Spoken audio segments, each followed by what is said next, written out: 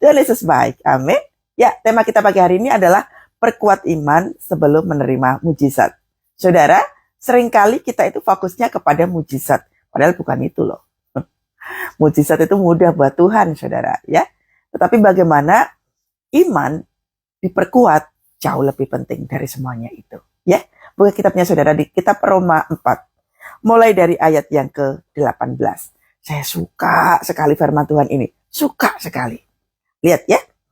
Sebab sekalipun tidak ada dasar untuk berharap, namun Abraham berharap juga dan percaya bahwa ia akan menjadi bapa banyak bangsa.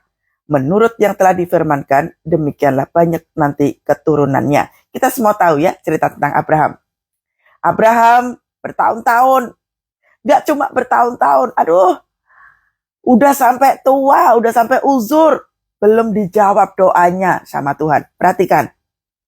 Abraham dan Sarah sudah berusia puluhan tahun. Belum dijawab oleh Tuhan. Tapi kita semua tahu ceritanya. Pada akhirnya Abraham punya Ishak. Nah, penantian panjang buat satu reward yang dahsyat banget. Ishak itu gak main-main loh. Tuhan ngasih Ishak itu gak main-main, saudara. Bahkan udah dapat Ishak, kita tahu bahwa Tuhan minta supaya Ishak dipersembahkan. Betul? Makanya Abraham keren, saya suka disebut sebagai bapak orang beriman. Imannya dahsyat banget. Lihat, sekalipun tidak ada dasar untuk berharap. Kata lainnya kayak gini. Ditolong Tuhan ya sudah, enggak ya sudahlah. Pokoknya aku udah berharap untuk ini terjadi. Kalau enggak jadi juga enggak apa-apa. Adakah kita punya mental seperti ini di hadapan Tuhan, saudara? Adakah kita punya pengharapan yang seperti ini? Tidak ada dasar tuh artinya begini toh. Kalaupun semua pintu mujizat tertutup semuanya, apa iya sih Tuhan nggak tolong? Nah, mindsetnya yang benar. Seringkali kita stres, pintu mujizat belum terbuka, karena pemikirannya, cara berpikirnya sudah salah. Coba mari pagi hari ini saudara, kita rubah cara itu. Perhatikan. Memangnya kalau mujizat tidak terjadi, kita mati gitu, saudara. Kalau mujizat tidak terjadi, contoh katakanlah penyakitmu nggak sembuh, belum sembuh nih. Sekalipun penyakitmu nggak sembuh, Tuhan belum sembuhin. Apa iya kita akan mati? Kalau hari ini utangmu belum dibayar, engkau nggak punya kemampuan buat bayar, apa iya engkau mati? Mindsetnya dibuka. Berkat tidak melulu tentang materi. Kita sehat, kita bisa jalan, mata kita bisa melihat, kita masih bisa bernafas, itu berkat. Sewaktu kita melihat pagi, lalu kita mengatakan begini, Tuhan, kalau hari ini aku melihat pagi, berarti aku melihat berkat Tuhan. Kalau hari ini aku melihat pagi, berarti aku menemukan kasih Tuhan. Adakah kualitas mental kita tanamkan seperti ini? Orang-orang yang punya mental kayak begini dijamin mentalnya best. Dia akan bisa mengalami satu kehidupan yang dahsyat banget. Gak gampang overthinking, gak gampang susah tidur. Karena mindsetnya tentang berkat sudah benar. Pintu tertutup gak masalah, gak ditolong Tuhan juga gak masalah. Kalaupun aku belum sembuh hari ini, aku tetap memuji Tuhan. Keren. Tanamkan itu di dalam diri. Saya pun melakukan itu. Makanya kalau Anda lihat saya sekuat ini, saya melakukan itu. Sekalipun tidak ada dasar untuk berharap, namun Abraham berharap juga dan percaya. Tidak cuma berharap, tapi dia percaya. Percaya sama siapa? Kepada Tuhan Allah yang hidup. Kita kalau nggak percaya Tuhan, percaya siapa, saudara? Hati-hati loh. Kalau nggak percaya Tuhan, percaya siapa? Ya, kalau nggak percaya Tuhan, percaya siapa, saudara? Penting sekali kita tanamkan di dalam diri kita. Bagaimana kita terus berpengharapan kepada Tuhan. Mau keadaannya kayak apapun. Karena melatih diri percaya, nggak melulu tentang mujizat. Tetapi kecintaan kita kepada Tuhan, lihat ya, mengasihi Tuhan dengan segenap hati, dengan segenap jiwa, itu hukum yang pertama. Itu prioritas. Bukan sibuk yang lain. Bukan sibuk kerja, bukan sibuk pelayanan.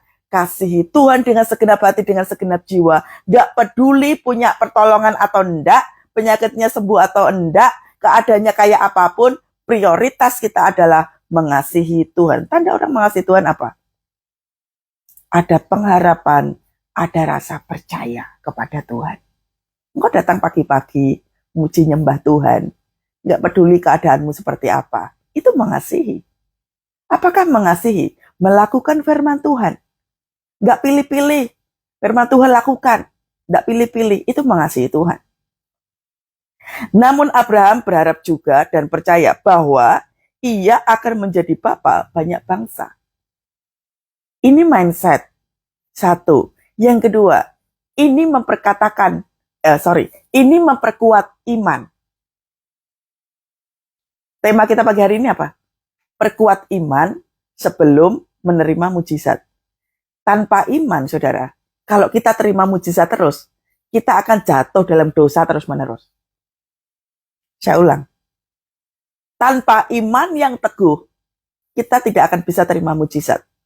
Sebab, jika kita hanya terima mujizat saja tanpa iman, maka sekalinya kita terima mujizat, kita akan jatuh dalam dosa terus-menerus. Paham ya? Mindset tentang berkat bukan tentang jawaban doa. Berkat itu penyertaan. Berkat itu kasih Tuhan. Kita dikasihi, kita dilindungi, kita diampuni. Itu berkat yang luar biasa. Kejarlah itu. Bahwa ia akan menjadi bapa banyak bangsa. Waktu itu Tuhan ngomong apa toh sama Abraham? Waktu Abraham dan Sarah, mereka lagi berdoa, Tuhan aku minta anak. Tuhan katakan, iya nanti aku akan kasih. Engkau akan menjadi bapa bagi banyak bangsa. Anakmu akan banyak. Dengan kata lain gitu. Satu aja tidak dikasih-kasih. Kok Tuhan bisa bilang bapa bagi banyak bangsa? Satu aja loh Tuhan tidak dikasih. Abraham memperkatakan itu berkali-kali. Makanya Abraham bilangnya apa? Aku akan menjadi bapa banyak bangsa. Jadi waktu engkau sakit, katakan aku sembuh. Waktu engkau berbeban berat, apa persoalanmu? Katakan bahwa engkau sudah terima jawaban doa itu. Itu namanya iman. Itu namanya pengharapan. Itu namanya percaya. Jadi kualitas iman itu dibentuk dulu lewat tempaan, lewat hinaan, lewat beban berat, imanmu dibentuk dulu, baru setelah itu kita terima mujizat. Dengar baik ya, mujizat harus dari Tuhan. Terimalah mujizat dari Tuhan. Iblis juga bisa kasih mujizat, saudara. Kalau kita nggak peka dengan ketajaman mata dan ketajaman telinga, hati-hati. Mujizat bisa kita terima dari iblis. Apa contohnya? Kalau engkau udah kepepet nih, katakanlah engkau udah dikejar-kejar sama debt collector. Waduh, nggak punya duit gitu ya, dikejar-kejar debt collector. Engkau doa. Terus tiba-tiba engkau kepikiran muncul, ambil pinjaman online lainnya aja. Atau kita ketok pintu rumahnya si Bapak A, kita pinjam. Seolah-olah itu jalan keluar. Lalu kemudian kita datang ke sana, mudah sekali dapat duitnya. Hati-hati. Belum tentu itu dari Tuhan.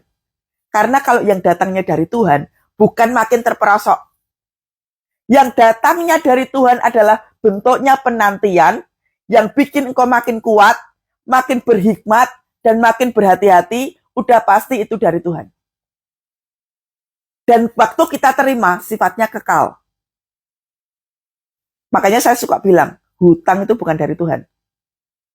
Tuhan gak pernah suruh kita hutang. Karena Tuhan maunya kita itu berkelimpahan, bukan utang. Jadi waktu kita pinjam, kita harus tahu konsekuensinya. Apalagi kalau pinjaman online, bunganya tinggi, pakai kartu kredit, bunganya tinggi, itu bukan dari Tuhan. Iblis juga bisa buat mujizat. Apalagi sekarang pinjaman online gampang sekali. Sekali foto, 3 menit, langsung cair. Nah, kalau kita nggak berhikmat, ngawur. Yang datangnya dari Tuhan sifatnya kekal. Selalu berbentuk kemuliaan, bukan penderitaan. Ya, jadi nggak usah ngeyel.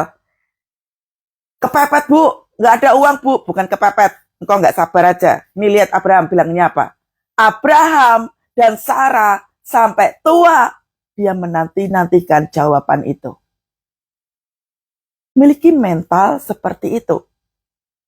Makanya saya sering katakan kepada saudara kan, untuk kebutuhan pribadi saya yang tiap bulan itu, tidak pernah saya ucapkan lewat mulut saya. Nggak pernah. Buat yang saya makan, buat saya perjalanan, buat saya kemana-kemana, saya tidak pernah minta secara spesifik sama Tuhan. Saya lakukan aja pekerjaan saya. Kalau pekerjaan saya ketemu jiwa, ya saya ketemu jiwa. Pekerjaan saya mendoakan orang, ngonselingin orang, ngajar orang. Ya udah saya lakukan itu aja. Saya nggak pernah minta apa-apa, karena saya tahu, kalau saya sudah benar di dalam Tuhan, saat teduhmu benar, nggak usah kau minta, ya Tuhan akan kasih kok. Latih diri perkuat. Itu penting. Belajar jadi kuat, belajar jadi teguh, belajar beriman, itu jauh lebih penting. Daripada tiap-tiap hari kok ulang-ulang terus, Tuhan aku berdoa, Tuhan, ini. Katanya Bu, doanya harus 7 kali. Doanya harus 14 kali. Bukan berapa kali. Kualitas iman itu bukan tentang berapa kali engkau berdoa. Bagaimana kekuatan itu kau tanamkan di dalam diri. Waktu engkau memperkatakan Tuhanku dahsyat, Tuhanku hebat. Memuliakan Tuhan aja berkat turun. Yuk ngapain loh? Diulang-ulang. Kita kan bosan kan kalau mendengar anak kita datang, Papi Mami, jangan lupa ya besok beliin tas. Iya, nanti dibeliin tas. Besok lagi datang lagi. Tiap 5 menit ngomong, Papi Mami, jangan lupa ya beliin tas. Apa bosan punya orang tua kayak gitu? Bosan kan? Kok kualitas iman anaknya cuma minta tas, berkali-kali. Apakah anakku ini gak percaya sama aku? Kualitas iman tuh kayak begitu. Kalau engkau datang berkali-kali ke Tuhan dengan doa yang sama, engkau tidak akan pernah memuji Tuhan. Karena fokusmu kepada apa? Penyediaan. Sudah tahu kita disediakan. Janganlah kamu khawatir tentang apa yang kamu makan, apa yang kamu pakai, apa yang kamu minum. Artinya itu tentang apa? Penyediaan. Yang masuk ke mulut itu sudah disediakan oleh Tuhan. Tugas kita apa? Mengelola. Pemberian Tuhan itu kita kelola dengan benar. Gaji yang kita terima kelola aja dengan benar. Jangan banyak mulut. Wah, gaji cuma segini. Ini. Itu yang bikin kita kurang. Yang bikin kita miskin itu karena mulut kita ini loh. Nggak bisa mengelola berkat dengan benar. Kita gitu terus menerus. Lalu kemudian apa? Tidak berhikmat atas berkat Tuhan yang kita terima. Makanya konsekuensinya apa? Banyak utang, ditipu orang, gitu kan ya. Nah, jadi rubah semuanya itu. Abraham pun melakukan itu. Demikianlah banyaknya nanti keturunanmu. Dia memperkatakan, dia mengulang perkataan Tuhan. Jadi Tuhan ngomongnya apa? Kalau Tuhan mengatakan bahwa bersukacitalah senantiasa, yo tanamkan dalam diri. Aku bersukacita. Jadi kalau kita masih overthinking, kita susah tidur, kita banyak pikiran, kita khawatir terus, mengalami kelemahan tubuh, engkau nggak melakukan firman. Tuhan sudah katakan nggak boleh khawatir. Tuhan sudah katakan nggak boleh nggak boleh sedih. Tuhan katakan harus bersukacita. Kita lakukan atau tidak? Lakukan atau tidak? Beberapa waktu yang lalu, saya ketemu dengan adik rohani gitu ya. Dia lagi sakit lambungnya. Saya katakan, kamu latihan. Latihan bagaimana caranya supaya penyakit lambungmu itu sembuh lewat perkataan kamu. Lo memangnya bisa? Lo bisa. Latihan makanya. Mungkin sekali ngomong belum terjadi. ulang lagi. Sekali ngomong, ulang lagi. Lagi, latihan lagi. Dalam nama Tuhan Yesus, sakit lambung, aku perintahkan kau keluar atas lambungku. Apa? Asam lambung apa? Ya, harus ada tindakan lainnya, yaitu perkuat iman, lalu makannya yang benar, segala sesuatunya mesti benar. Engkau istirahat dengan tenang, minum obat, selesai. Sembuh pasti. Latihan hal-hal yang kecil. Barang siapa setia pada perkara kecil, dia akan diberikan perkara yang besar. Amin. Imannya tidak menjadi lemah, walaupun ia mengetahui bahwa tubuhnya sudah sangat lemah. Saat teduh kita beberapa waktu yang lalu kan kita sudah lihat, Tuhan tahu kita lemah, Tuhan tahu kita lelah. Tetaplah berdoa, gitu kan? Nah, mindsetnya jangan tentang duit terus. Perkuat kondisimu. Karena kesehatan tubuh itu tanggung jawab kita loh saudara. Kalau engkau overthinking terus, engkau akan sakit. Kalau engkau negatif thinking terus, engkau akan sakit. Gak sakit tubuhmu, tapi sakit jiwamu. Kesehatan tubuh, jiwa, dan roh itu adalah tugas kita. Makanya doanya yang benar. Jangan cuma minta terus sama Tuhan. Minta. Engkau lupa akan kesehatan tubuhmu. Engkau lupa akan kesehatan rohanimu. Tubuh, jiwa, dan roh itu punya kita. Kitalah orang pertama yang harus bertanggung jawab untuk membuat tubuh, jiwa, dan roh itu sehat dan kuat. Jadi mindset tentang berkatnya benerin. Karena kalau mindset tentang berkatnya udah salah, kita akan menyalah-nyalakan Tuhan. Sekalinya kita akan menyalahkan Tuhan, tubuhmu, jiwamu, rohmu, cepat atau lambat akan drop. Pasti akan drop. Amin. Ya. Imannya tidak menjadi lemah, walaupun ia mengetahui bahwa tubuhnya sudah sangat lemah. Karena usianya itu kira-kira 100 tahun, dan bahwa rahim Sarah sudah tertutup. Lihat, usianya sudah 100 tahun. Rahim Sarah udah mulai tertutup. Berarti nggak ada harapan dong. Iman itu bicara tentang apa, toh saudara? Sekalipun nggak ada dasar buat berharap. Berarti dengan kata lain gini, semua pintu udah tertutup. Ini waktunya Anda dan saya mengaktifkan iman. Amin. Imannya diaktifin.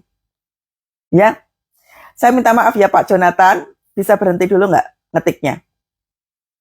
Pak Jonathan kalau ngetik terus, iblis akan menaruh telinga Anda dengan berbagai macam ketakutan. Ya, Pak Jonathan dengerin aja firman Tuhan ini. Saya tahu Pak Jonathan kebingungan dalam hal perekonomian, saya tahu.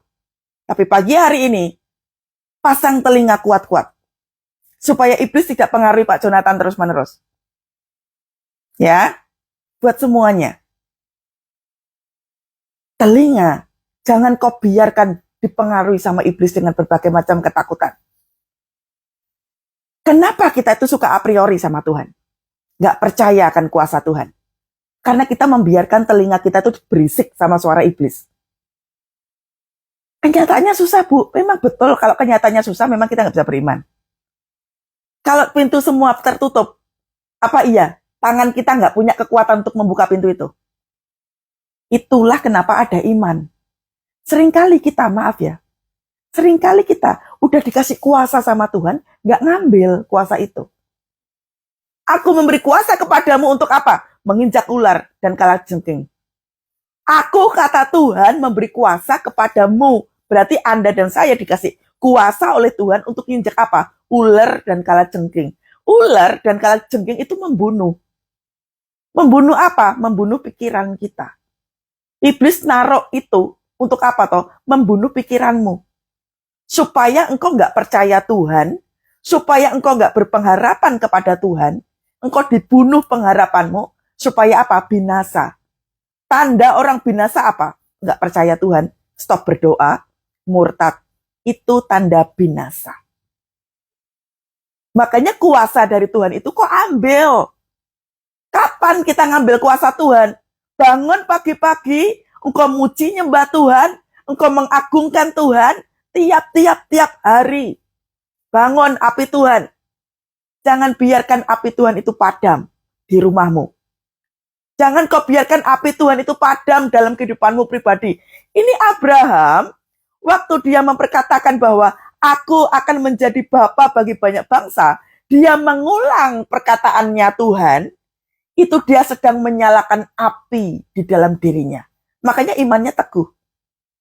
Dan dia mendapatkan janji Tuhan. Iman itu diaktifkan tiap-tiap hari. Jangan kau tidurkan imanmu. Waktu engkau overthinking, engkau sedang menidurkan imanmu. Waktu engkau nggak percaya Tuhan, engkau sedang menidurkan imanmu. Makanya begitu engkau thinking, nggak berkuasa. Nggak ada kuasa. Dalam nama Tuhan Yesus, aku berdoa, aku mengalami kesembuhan. Nggak terjadi apa-apa. Karena imannya dibiarkan tidur. Justru waktu engkau tertekan, waktu pintu semua tertutup, waktu jalan keluar benar-benar sudah nggak ada, itu momen di mana imanmu harus kau aktifkan. Caranya bagaimana? Sederhana. Muliakan Tuhan. Saya masih ingat kok, sekian tahun yang lalu, ketika saya dalam perekonomian saya lagi anjlok. Buat bayar listrik, buat bayar internet, saya kesusahan sekali. Saya agak sungkan untuk ngomong sama Tuhan. Saya cuma ngomong kayak gini, sebab kau besar, perbuatanmu ajaib. Saya nggak perlu mengangkat invoice saya, tagihan saya. Nggak. Saya tidak mau menyepelekan Tuhan. Saya tetap menaruh hormat di hadapan Tuhan. Saya cuma taruh itu semua ketakutan di hati. Saya tidak pernah ucapkan, Tuhan belum bayar listrik. Aduh, rasanya kok murah sekali buat saya. Saya nggak lakukan itu. Saya tersenyum, saya angkat tangan saya bilang, sebab kau besar, perbuatanmu ajaib, tiada seperti engkau. Saya ingat betul, itu saya nyanyikan tengah malam. Saya nyembah Tuhan dalam kondisi penuh sukacita. Bayar listrik sama bayar internet itu kan murah tuh. Ngapain doanya sampai diulang-ulang? Eman-eman, kualitas iman itu tuh untuk sesuatu yang lain. Untuk peperangan yang lain. Nggak usah yang kayak begitu. Melatih diri, waktu tertekan seperti itu, waktunya imanmu kau aktifkan. Itulah kenapa saudara sampai hari ini, saya nggak pernah kekurangan apapun dalam hal keuangan. Bahkan dalam hal kesehatan, puji Tuhan saya sehat. Saya melayani Tuhan tiap hari. Saya nggak skip sedikit pun. Saya lakukan dengan sepenuh hati. Karena kecintaan saya kepada Tuhan. Nah, Abraham itu cinta sama Tuhan. Dia lakukan apa? Imannya tidak menjadi lemah. Abraham tahu dia udah tua, dia tetap beriman. Beriman itu artinya dia memaksakan dagingnya ini, daging fisik ini loh. Kan kita kan suka lelah, suka lemah gitu kan ya. Nah, waktu kita lemah, lelah, jangan kau tidurkan kelelahan itu. Gambaran orang overthinking apa? Tiduran, membiarkan diri sakit kepala, demam terus. Bangkitkan. Biarlah rohmu menyala-nyala dan layanilah Tuhan. Melayani Tuhan itu tuh bukan kita jadi asyar di gereja, jadi pendoa. Bukan, itu bukan melayani Tuhan. Itu melakukan pekerjaan Tuhan. Melayani Tuhan itu apa? Memuji Tuhan, mengagungkan Tuhan, memuliakan Tuhan. Kita memberikan waktu kita kepada Tuhan tiap pagi. Itu namanya melayani Tuhan. Kalau tamu datang ke rumah kita bisa bikinkan teh, bisa bikinkan kopi, bisa bikinkan masakan yang paling enak. Kenapa buat Tuhan enggak? Berikan yang spesial untuk Tuhan. Waktu yang terbaik untuk Tuhan. Engkau memuji, memuliakan Tuhan. Engkau merenungkan firman tiap-tiap hari. Firman Tuhan kau renungkan dan kau lakukan. Itu namanya melayani Tuhan. Melayani Tuhan bentuknya adalah menyenangkan hati Tuhan. Amin. Engkau nggak menghujat. Pikiranmu akan teralihkan dengan sendirinya. Yang tadinya kau ketakutan dengan keadaanmu, tiba-tiba hatimu akan penuh dengan ucapan syukur. Tiba-tiba hatimu akan penuh dengan ucapan syukur. Ada satu kegembiraan daripada Tuhan. Amin. Imannya tidak menjadi lemah walaupun ia mengetahui bahwa tubuhnya sudah sangat lemah karena usianya sudah kira-kira 100 tahun. Dan bahwa rahim Sarah sudah tertutup. Tetapi terhadap janji Tuhan, nah, ia tidak bimbang karena ketidakpercayaan.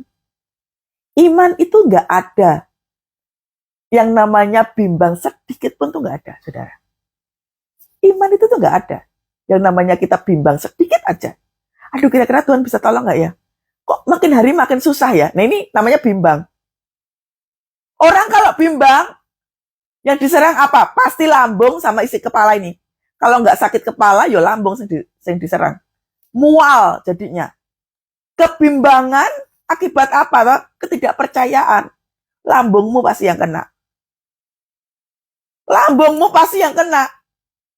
Nggak lama kemudian isi sakit kepala. Nggak kepala, nggak lambung itu yang kena. Ngapain, saudara? Ingatlah betul. Tubuh, jiwa, dan roh harus sehat tiga-tiganya. Tanamkan itu kepada diri kita. Kau harus perkatakan itu. Tubuh, jiwa, dan roh harus sehat. Harus kuat di dalam Tuhan. Nanti dulu. Mujizat nanti dulu. Perkuat dirimu.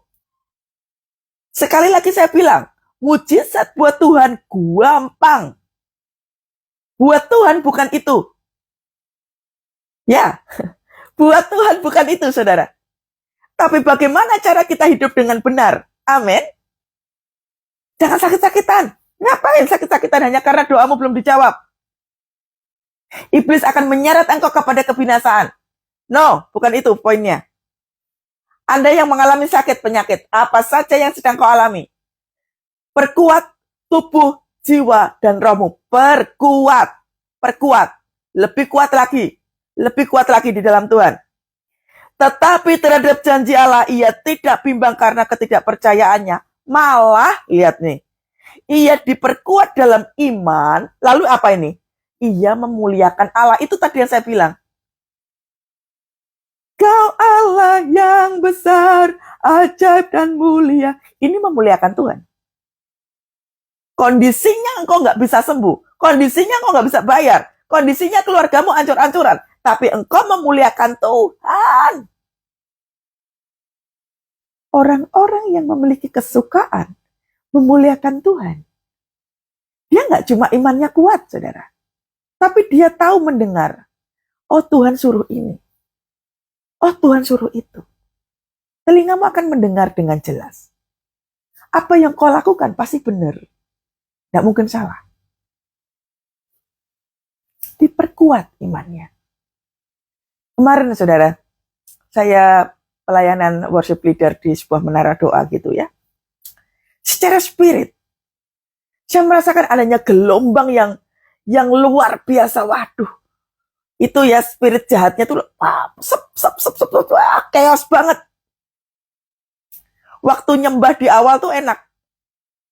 Baru menit ke-10 atau ke-15 gitu ya. Penyembahan itu tuh menjadi sangat diserang. Gitu ya. Bagi pendoa, biasanya kalau pendoa yang tahu kayak gini. Waktu kita nyembah, mungkin perasaan kita dibuat hancur, dibuat kacau, pikiran kita dibuat kacau, hati kita dibuat kacau. Biarlah telinga dan matamu peka akan hal itu. Tidak usah panik. Puji Tuhan, saya itu bukan tipe orang panik.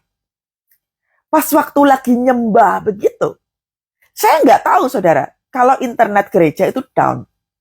Kami kan doanya di menara doa itu tuh ada online, ada onsite, jadi hybrid. Waktu nyembah begitu ya, saya nggak tahu apa yang terjadi di alam roh sana. Yang saya lihat adalah kekacauan, betul-betul kekacauan. Lalu tiba-tiba Tuhan katakan begini, lepaskan doa ini di dalam nama Tuhan Yesus. Jadi stabil, jadi tenang di dalam nama Tuhan Yesus. Nah ini, segala bentuk kekacauan dalam pikiran, kekacauan dalam situasi yang ada, Kekacauan apa saja, baik pikiranmu atau kekacauan dalam keluargamu. Berdirilah dengan teguh dan perkatakan, jadilah tenang, jadilah teduh. Ingat enggak? Waktu Tuhan Yesus meneduhkan badai ketika murid-muridnya ketakutan. Tuhan Yesus ngomongnya apa? Diam dan tenanglah. Dia ngomong sama siapa? Badai. Saya melakukan persis apa yang Yesus lakukan. Semua kekeosan, semua kehancuran, keberantakan yang ada itu, saya katakan di dalam nama Tuhan Yesus, jadilah tenang, jadilah teduh. Teduh, tenang. Teman-teman pendoa di sebelah saya, mereka merasakan spirit yang sama.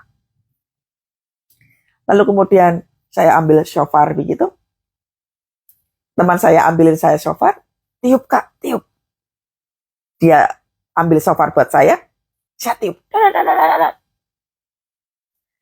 Teduh langsung zet dengan begitu mudahnya.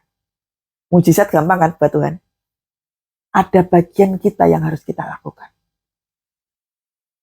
Kalau kita ngikutin perintah Tuhan, makanya dengerin, ini kuping harus denger.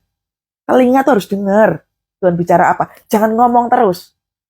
Ya Pak Jonathan, jangan ngomong terus ya. Jangan ini terus sama Tuhan. Karena kalau Pak Jonathan ngomong terus sama Tuhan, Pak Jonathan nggak dengar suara apa-apa sama Tuhan. Yang ada keluh kesah. Kita semua itu jangan ngomong terus sama Tuhan. Nanti terlalu banyak ngomong, telinga kita nggak dengar Tuhan bicara apa. Ikuti instruksi. Terus yang kedua apa? Tenang. Tenangkan diri, jangan banyak ngomong. Tenang. Teman-teman saya sudah memperbaiki, saya nggak tahu, ternyata internetnya down gitu ya. Wah, ininya semuanya mati apa segala macam. Cuman anehnya adalah kok Zoom-nya tetap nyala. Aneh sih itu buat saya. Kurang jelas-jelas mati kok. Harusnya Zoom-nya juga mati. Tapi itu enggak. Itu artinya apa toh? Iblis berusaha untuk menghentikan engkau berdoa. Terkadang iblis bikin kita untuk berhenti berdoa. Tergantung respon kita apa. Kalau situasinya lagi ancur-ancuran begitu, responmu apa kalau kayak gitu? Apakah engkau marah dengan Tuhan? Apakah engkau akan ngoceh-ngoceh karena situasinya susah? Responmu itu menentukan mujizat terjadi atau tidak. Sebelum live tadi, saya sempat lihat satu tontonan. Seorang wanita yang sakit pendarahan 12 tahun. Ya, ada filmnya itu. Waktu saya nonton itu, sekalipun itu sudah berkali-kali ya, saya tonton, saya baca firman Tuhan tentang wanita penyakit pendarahan 12 tahun itu. Tapi ada satu yang mengusik diri saya adalah, si wanita ini tuh sudah gak punya apa-apa.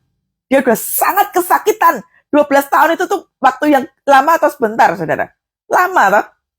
Tapi dia mendengar nama Yesus, sekalipun dia udah berkali-kali dengar nama Yesus, pada akhirnya di waktu Tuhan, dia ingat, iya ya, kan ada Yesus. Aku harus ketemu sama sosok ini. Dia berjalan di tengah kerumunan, si perempuan ini cuma pegang puncak jubahnya.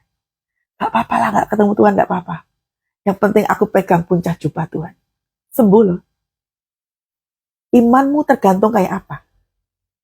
Kalau engkau masih, aduh bu, buat makan aja kurang, itu berarti ada yang salah. Kalau sampai untuk urusan makan aja masih kurang, berarti ada yang salah. Kalau kita masih ngomel-ngomel terus, kita masih nggak ada gairah untuk doa, pujian, penyembahan, berarti ada yang salah pada dirimu. Berarti ada yang salah di dalam konsep engkau berpikir. Dan berarti ada yang salah bagaimana engkau